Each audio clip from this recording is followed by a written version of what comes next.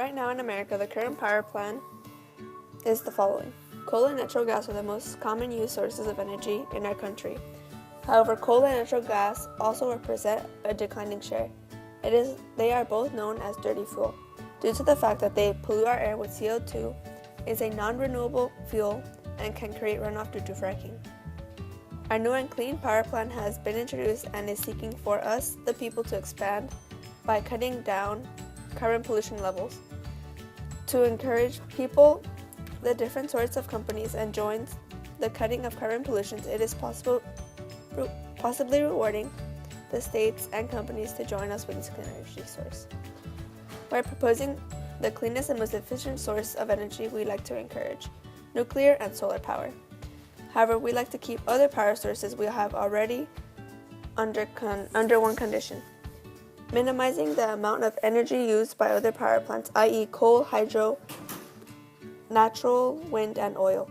This would be a great way to minimize other power sources and not necessarily spend money on the getting rid of power sources. In order to distribute all of the power usage, we have a specific decrease percentile we would like to use. We would like to have coal 10%, nuclear 25%, solar 25%, hydro 10%, natural 10%, wind 10%, and oil 10%. This will also be a step forward in the creation of new jobs for the unemployed. Natural gas is colorless and odorless. Fossil fuel gas that is prized with the cleanliness and its various usage, including powering our daily home appliances. It is produced similarly to oil, and in fact is produced in conjunction with oil, according to the IRE. The IRE also mentions that natural gas usage is approximately 29% of our total energy supply and generates approximately 33% of our electricity. Nuclear power in the United States. The percentage of nuclear power in the United States is approximately 20%. Worldwide, Russia has a total of 34 generators that produce nuclear power.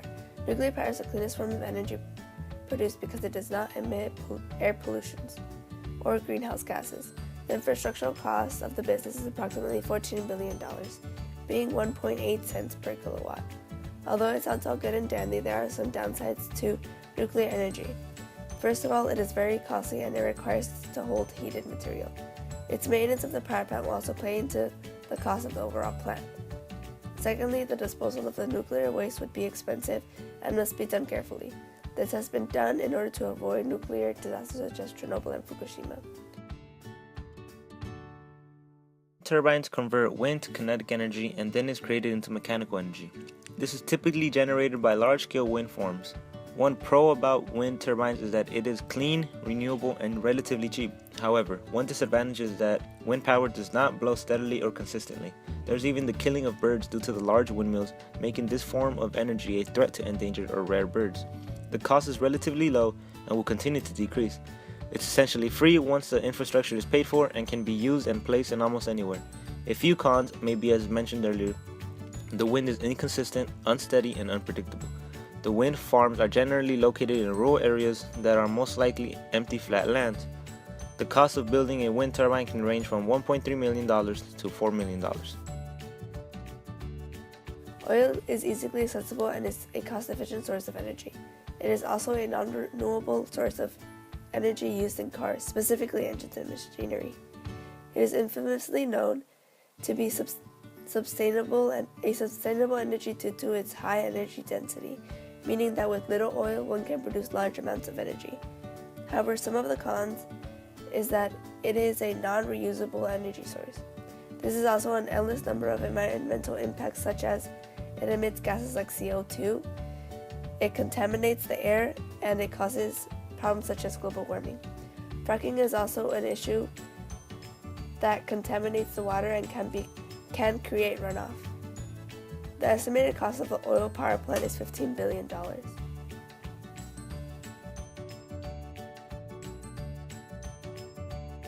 Coal is one of the most used sources for power.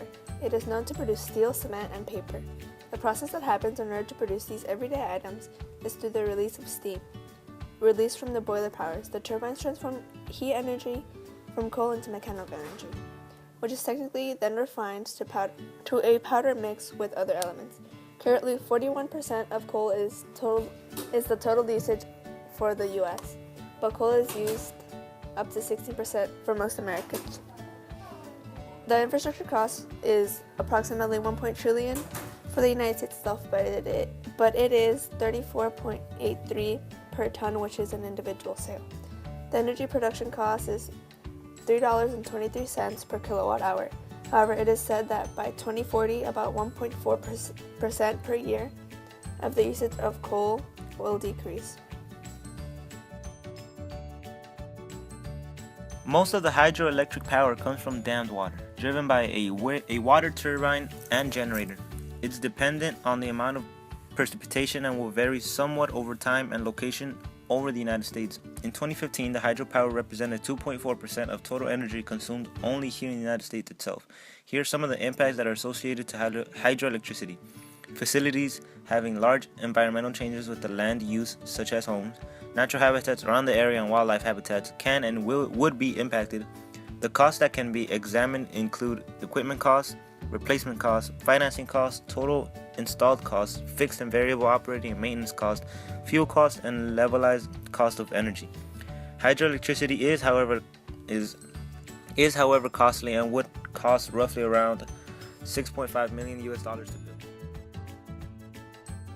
In conclusion, we believe that the cleanest and most efficient sources of energy we'd like to encourage is nuclear and solar power. We'd also like to keep other power sources that already exist under one condition, minimizing the amount of energy used by other power plants, i.e. coal, hydro, natural, wind, and oil. This would be a great way to minimize other power sources and not unnecessarily spend money getting rid of other power sources in order to distribute all of the power usage is by specifically increasing them around a percentile of 10%.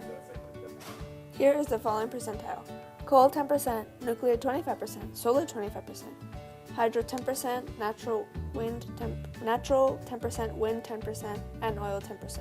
This will also be a step forward to the creation of new jobs for unemployed people. So I'd like to touch on how if we were to get rid of all of the current ways that we get our power, we would definitely be able to take that time to train the new people or the current people that had lost their jobs taken away due to us having to build new wind farms.